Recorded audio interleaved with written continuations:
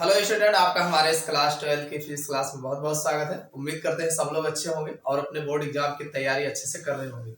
चलिए बच्चों, आज क्लास शुरुआत करते हैं। हमारा जो चैप्टर चल रहा है तरंग प्रकाशिकी, तो तरंग प्रकाशिकी में आज के इस लेक्चर्स में एक ऐसे टॉपिक को लेके आए हैं जो काफी ज्यादा इंपॉर्टेंट है, आपके बोर्ड एग्जाम में कई बार पूछा गया है। आज का हमारा जो मोस्ट इंपॉर्टेंट क्वेश्चन है, प्रकाश के विवर्तन से आप क्या समझते हैं, और साथ में इसी में पूछा गया है एक पतली झिर्री से प्रकाश के विवर्तन के कारण प्राप्त विवर्तन प्रारूप की व्याख्या कीजिए।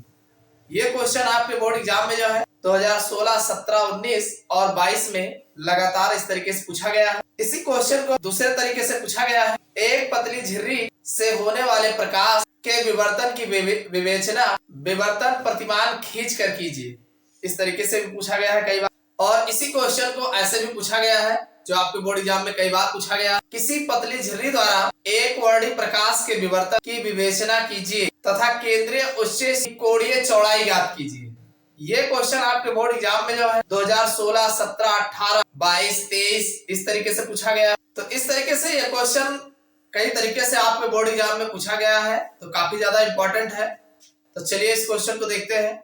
सबसे पहले इस क्वेश्चन में हम जानेंगे प्रकाश का विवर्तन होता क्या है। पहले विवर्तन जान लेते हैं, उसके बाद फिर एकल झिर्री द्वारा जो है प्रकाश के विवर्तन का प्रारूप देखें। देखो बच्चों, अगर हम बात करें प्रकाश का विवर्तन, तो प्रकाश का विवर्तन होता क्या है। भाई विवर्तन आप जानते हैं, जब प्रकाश किसी अवरोध या द्वारक पर, यानी जब हम कोई प्रकाश की किरण जो है किसी अवरोध या द्वारक पर जो है जिसका आकार प्रकाश के तरंगदैर्घ्य के क्रम का हो, यानी किसी अवरोध या द्वारक पर इस तरीके से भेजते हैं कि उसका आकार जो हो वो प्रकाश के तरंगदैर्घ्य का हो। ऐसा नहीं कि प्रकाश के तरंगदैर्घ्य का हो ही ना और उसमें से प्रकाश एक ओर से दूसरी ओर ना जा। वही कहा गया है कि जिसका आकार प्रकाश के तरंगदैर्घ्य के क्रम का हो, यानी उसके प्रकाश के तरंगदैर्घ्य का क्रम का हो तो आपतित होता है। यानी जब हम प्रकाश की किरण जो है किसी ऐसे अवरोध या द्वारक पर भेजते हैं जिसका आकार प्रकाश के तरंगदैर्घ्य का हो, तो उस पर जब आपतित करते हैं तो अवरोध या द्वारक के किनारों पर, तो जो हमारा अवरोध होता है या द्वारक होता है उसके किनारों पर प्रकाश जो है मुड़ जाता है, और किनारों पर प्रकाश का मुड़ना ही प्रकाश का विवर्तन कहलाता है। यानी किनारों पर प्रकाश का मुड़ना ही प्रकाश का विवर्तन कहलाता है। समझ में आई बात कि नहीं। यानी जब कोई प्रकाश की किरण जो है हम किसी अवरोधक या द्वारक के समीप छोड़ते हैं जो उसके तरंगदैर्घ्य का हो तो आपतित करते हैं, तो क्या होता है कि प्रकाश जो होता है जब दूसरी ओर जाते हैं तो किनारों की ओर मुड़ जाते हैं। तो प्रकाश का किनारों की ओर मुड़ना ही प्रकाश का विवर्तन कहलाता है। प्रकाश का विवर्तन जो है दो घटनाओं से प्रदर्शित होता है। यानी जो विवर्तन की घटना होती है ये दो बातें इसमें आपको देखने को मिलेगी। पहली बात यह है ज्यामितीय छाया में प्रकाश का पहुंचना। आप जानते हैं जब झिर्री से एक और दूसरी ओर प्रकाश जाते हैं तो किनारे अंधेरा होता है, तो जब किनारे अंधेरे में प्रकाश जाएगा तो ऑटोमेटिक प्रकाश जो है फैल जाता है। तो ये घटना जो आपकी होती है, तो भाई किनारे की ओर प्रकाश का पहुंचना, जब किनारे प्रकाश पहुंचेगा तब भी आपका उजाला आपको देखने को मिलता है। तो एक कारण ये है ज्यामितीय छाया में प्रकाश का पहुंचना, एक रीजन ये हो गया। दूसरा रीजन ये है कि एक समान प्रदीप्त क्षेत्र में फ्रिंजों का बनना, यानी एक समान जो प्रदीप्त क्षेत्र होते हैं उसमें एक समान रूप से जो है फ्रिंज का बनना, ये भी जो है विवर्तन की घटना पर ही आधारित होता है। तो ये दो कारण हैं जो प्रकाश के विवर्तन को जो है प्रदर्शित करते हैं। अब चलिए इसका अगला जो आपके बोर्ड एग्जाम में पूछा गया है कि एक पतली झिर्री से प्रकाश का विवर्तन, यानी एकल पतली झिर्री से प्रकाश का विवर्तन किस प्रकार होता है। चलिए इसको हम डायग्राम से समझ। देखो बच्चों, अगर हम बात करें एक पतली झिर्री से प्रकाश का विवर्तन, यानी एकल पतली झिर्री से प्रकाश का विवर्तन की घटना किस प्रकार से होती है, अगर इसकी हम चर्चा करें तो देखो इसके लिए एक डायग्राम है, और ये जो डायग्राम बना है इसी के बारे में लिखा गया है। तो आप अगर इसको लिखना चाहते हैं तो आप डायग्राम के माध्यम से अगर आप लिखोगे तो आराम से लिख ले जाओगे। चलिए हम डायग्राम के माध्यम से कैसे लिखना है हम आपको बताते हैं। माना S एक बिंदुवत एक वर्णी प्रकाश स्रोत है, मतलब ये जो यस है एक बिंदु है और एक बिंदु वर्णी प्रकाश का स्रोत है।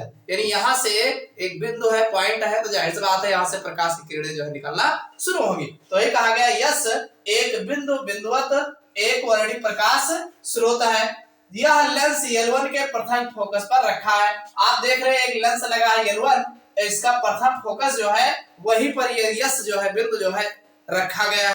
अतः S1 से चली प्रकाश किरणें यानी जो यस है, यहां से जो भी प्रकाश की किरणें चलती है L1 से अपवर्तन के पश्चात एक समांतर किरण पुंज के रूप में निकलेगी। यानी अब ये यस से जो भी किरणें, यहाँ आगे लेंस है तो लेंस से अपवर्तित होंगी, तो अपवर्तित हो करके जो है एक समांतर प्रकाश किरण पुंज के रूप में आगे बढ़ती है। भाई 3 किरणें आपको दिखाया गया है, तो ये तीनों जब यहाँ प्रकाश ये लेंस पर अपवर्तित होती है तो इसके आगे जो है ये समांतर क्रम में सीधे की ओर निकल जाती है। भाई लेंस इसीलिए लगाया गया है कि इस पर जो भी किरण आती है और अपवर्तित होती है तो आगे जो है वो सीधे निकल जाती है। तो वही यहाँ पे आपको दिखाया गया। तो वही कहा गया कि पश्चात एक समांतर किरण पुंज के रूप में निकलेंगी। समांतर किरणों का यह किरण पुंज एक समतल तरंगांग W' का निर्माण करता है। यानी जब ये समांतर किरणों का पुंज जब आगे की ओर निकलता है तो एक समतल तरंगाग्र बनाता है। क्या बनाता है? समतल तरंगाग्र बनाता है, जो W' के रूप में आपको दिखाई देता है। ये W' ये समतल तरंगाग्र का निर्माण करता है। इस लेंस L1 के सामने एक लंबी संकीर्ण स्लिट AB रखी है। यानी जो लेंस L1 है इसके सामने एक संकीर्ण स्लिट रखी गई है, मतलब एक ऐसी पतली झिर्री रखी गई है जिसे आप देख रहे हैं AB है, AB रखा गया है। स्लिट की चौड़ाई E है और ये जो स्लिट रखा गया है, जो क्षेत्र है, इसकी चौड़ाई क्या है? E है। स्मॉल E बताया गया E है। जैसे ही तरंगाग्र स्लिट पर आपतित होती है, यानी जो तरंगाग्र है ये स्लिट पर आपतित होती है, तो हाइगेंस के तरंग संचरण संबंधी जो है, भाई तरंगाग्र जब स्लिट पर पड़ता है तो हाइगेंस का तरंग संचरण संबंधी जो है द्वितीयक तरंगिकाओं के सिद्धांत के अनुसार, भाई तुरंत यहीं पर द्वितीयक तरंगिकाओं का सिद्धांत जो है लागू होता है। तरंगाग्र का प्रत्येक बिंदु नए तरंग उत्पादक स्रोत का कार्य करता है। यानी जो इस तीनों बिंदु इस पर गिरते हैं तो ये एक नए तरंग स्रोत की भांति कार्य करना शुरू कर देते हैं। भाई ये तरंगाग्र जब इस पर पड़ेगा स्लिट पर तो यहाँ से नए तरंग स्रोत की भांति कार्य करने लग जाएंगे और नया तरंग जो है उत्पन्न करते हैं, कार्य करता है और इनसे द्वितीयक तरंगिकाएं निकलने लगती है और यहाँ पर फिर द्वितीयक तरंगिकाएं इसमें से निकलना शुरू हो जाती है। इन विवर्तित किरणों को लेंस L2 द्वारा जो है पर्दे Y' पर फोकसित कर लिया जाता है।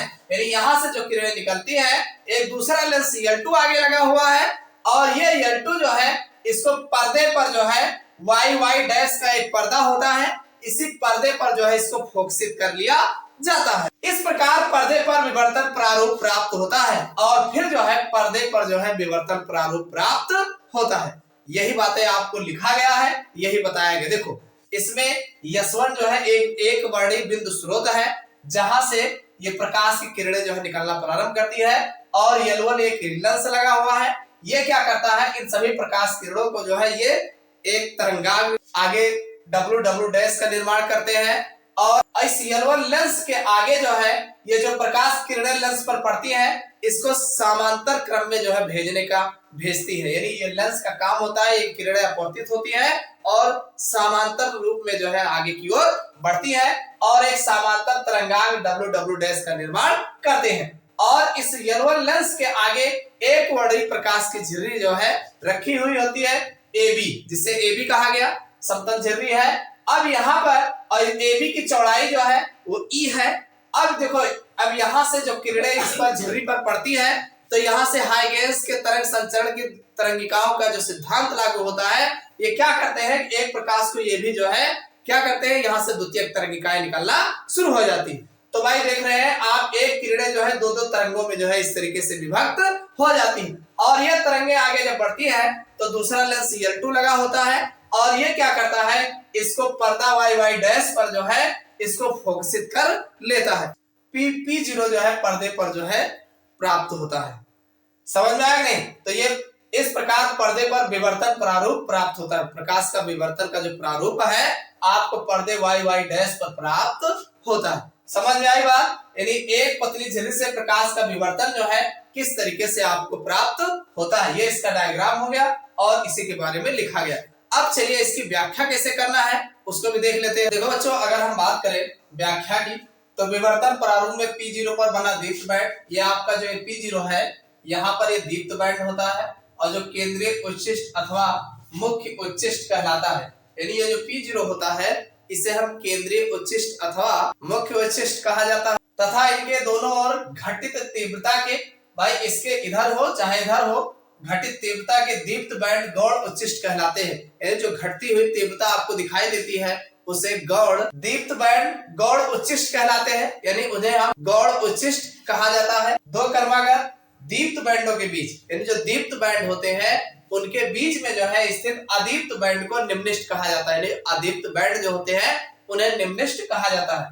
देखो इसके लिए ये डायग्राम है, आप देख रहे हैं, ये मैक्सिमम तीव्रता है, तो ये आपका जो है उच्चिष्ट होता है या इसी को मुख्य जो है उच्चिष्ट कहा जाता है। अब इसके ये बगल जो होता है इसे गौड़ उच्चिष्ट कहते हैं और दो कर्मागत निम्निष्ट में जो निम्न होता है उसे हम निम्निष्ट कहा जाता है। समझ में आई बात? तो ये आपका निम्निष्ट है, ये आपका गौड़ उच्चिष्ट है और ये मुख्य उच्चिष्ट है। इस तरीके से आपको जो है देखने को मिलते हैं। अब बात यह है, चित्र में अगर देखा जाए तो ये आपका जो बीजी है, ये बी और जी, तो ये जो आपका बीजी है, इस बीजी की बात किया गया है, यानी बीजी पर एजी लंब डाला गया है। यानी ये एजी जो है लंब डाला गया है। तल एजी से पर्दे पर बिंदु पी, यानी ये तल जो हमारा एजी है पर्दे पर बिंदु पी, ये जो आपको देखने को मिल रहा है बिंदु पी एक प्रकाशिक पथ बराबर है, यानी इसका एक जो प्रकाशिक पथ है वो बराबर है। अतः रेखा छिद्र के बिंदु ए तथा बी से चलने वाली द्वितीयक तरंगिकाओं के बीच पथांतर बीजी है।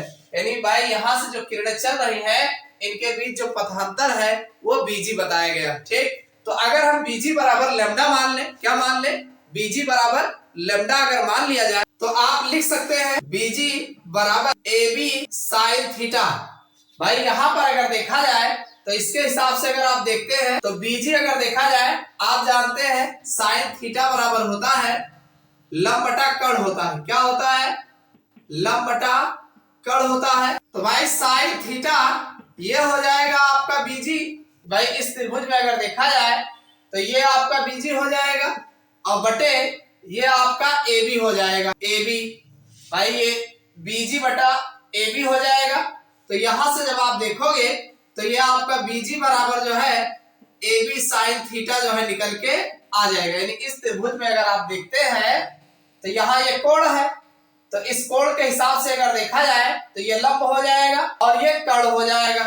तो इस हिसाब से रखोगे तो बीजी बराबर आपने लैम्डा माना है तो बीजी बराबर ए बी साइन थीटा हो जाएगा। एक चीज आप जानते हैं, ये जो ए बी है, ए बी की दूरी जो है ई है, तो इसको और ठीक करोगे तो आप इसको ए बी को ई मान लेंगे और ये साइन थीटा हो जाएगा। आप बताएंगे जहां ए बी बराबर ई, समझ में आई बात? भाई पी पर प्रथम निम्निष्ट की अगर हम बात करें कि स्थिति के लिए सूत्र, तो जो हमें सूत्र मिलेगा ई साइन थीटा बराबर ये हमारा लैम्डा हो जाएगा। भाई पी पर प्रथम निम्निष्ट का सूत्र हो जाएगा। इसी तरीके से अगर सभी निम्निष्टों की बात करें तो हमारा ई साइन थीटा बराबर, भाई निम्निष्ट की संख्या ज्यादा होती है, आप देख रहे हैं निम्निष्ट इधर भी है और इधर भी निम्निष्ट है, तो ये आपका प्लस माइनस एम लैम्डा हो जाएगा। प्लस माइनस एम लैम्डा, जहां एम की बात अगर हम करें तो ये 1 हो सकता है, 2 हो सकता है, 3 हो सकता है, इस तरीके से इसकी वैल्यू हो सकती है। इसको समीकरण 1 मान लेते हैं। भाई अगर हम साइन थीटा बराबर थीटा मान लिया जाए, अगर हम साइन थीटा बराबर थीटा मान ले, समीकरण 2 इसको मान लिया जाए तो समीकरण 1 से, तो ये जो हमारा समीकरण 1 है, तो भाई अगर थीटा साइन थीटा बराबर थीटा मान लेते हैं तो हमारा आ जाएगा ई थीटा बराबर प्लस माइनस एम लैम्डा हो जाएगा।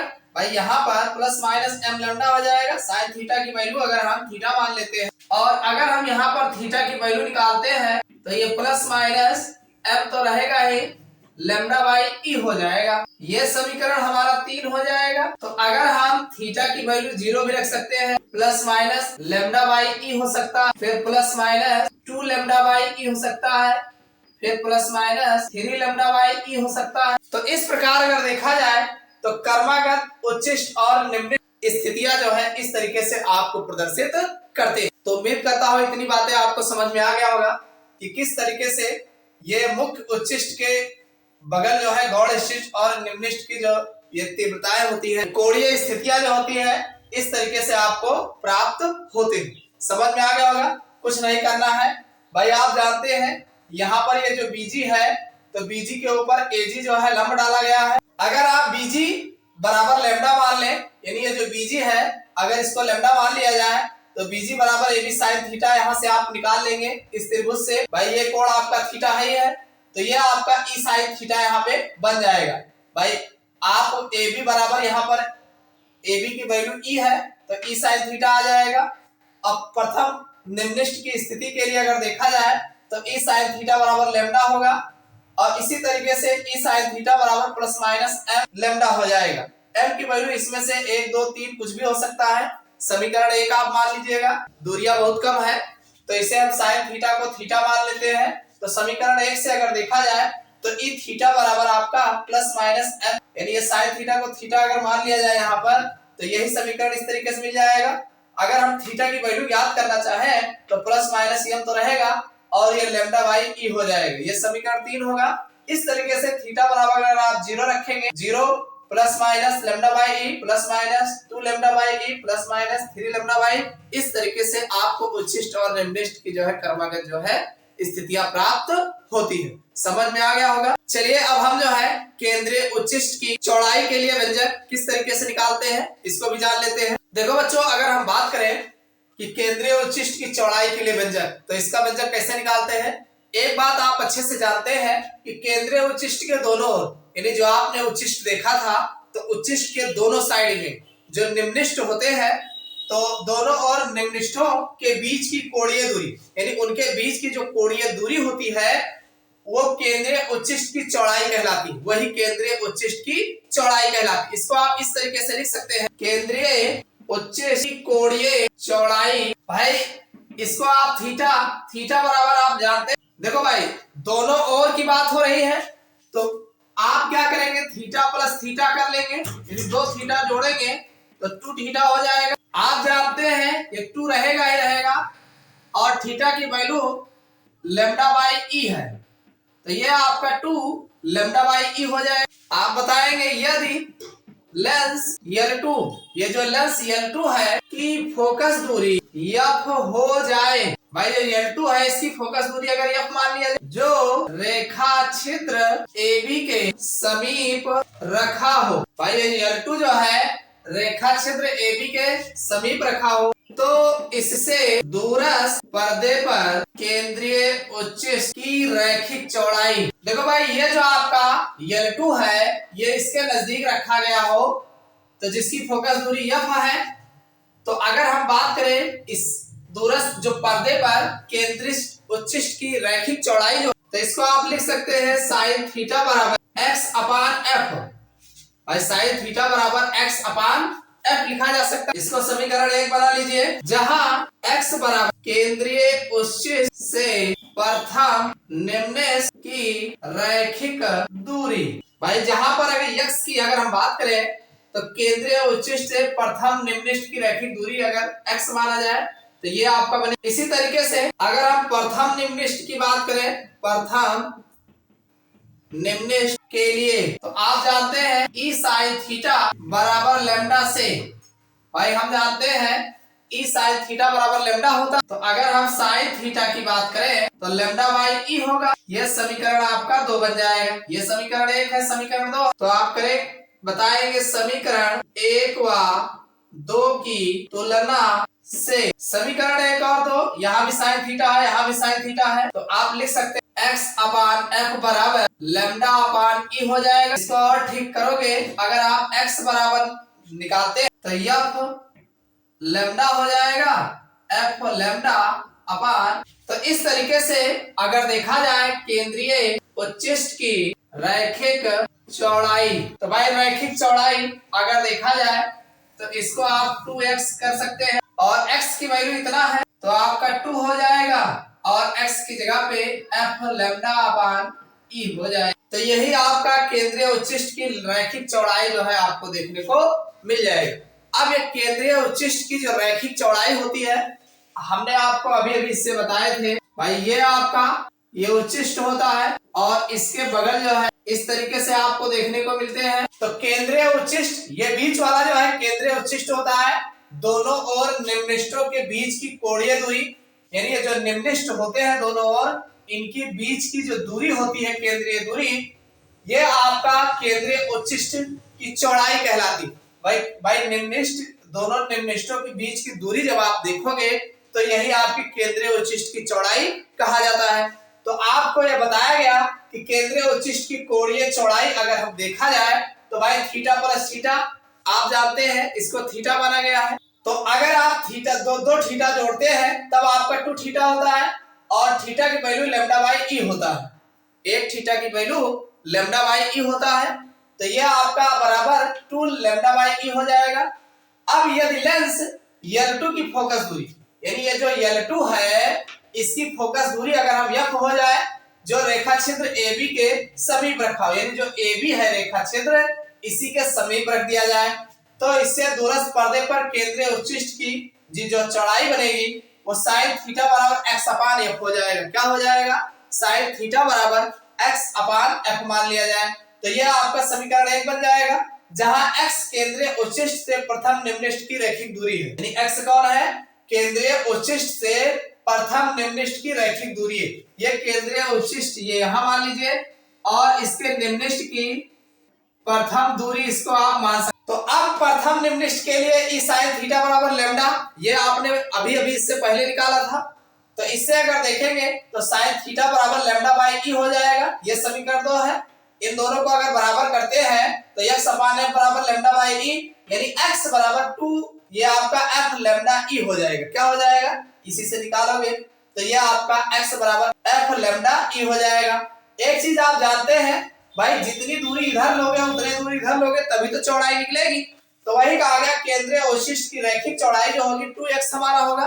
भाई जितना x उधर होगा उतना x इधर होगा, तो इसके लिए आप 2 तो लिखेंगे और x की वैल्यू इतना है, इतना लिख देंगे, तो ये हमारा केंद्रीय उच्चिष्ट की रैखिक चौड़ाई जो है हमें प्राप्त हो जाएगी। ये आपके बोर्ड एग्जाम में निकालने के लिए आपके बताया गया है, यानी निकालने के लिए कहा गया है, तो काफी ज्यादा इंपॉर्टेंट है। तो उम्मीद करता हूं समझ में आ गया होगा कि प्रकाश का विवर्तन क्या है और एक पतली झिर्री से किस प्रकार प्रकाश की विवर्तन की घटना आपको देखने को मिलती है और इसकी व्याख्या के किस प्रकार की गई है उसके बारे में हमने आपको बताया, और साथ में इसके केंद्रीय उच्चिष्ट की चौड़ाई का व्यंजक जो है इस तरीके से निकाला जाता है। तो समझ में आ गया होगा। तो ये वीडियो आपको कैसा लगा कमेंट करके जरूर बताइएगा। चैनल पर नए सब्सक्राइब कर लीजिएगा, वीडियो को लाइक नहीं किया लाइक कर दीजिएगा। फिर मिलते हैं अगले क्लास में नए टॉपिक के साथ।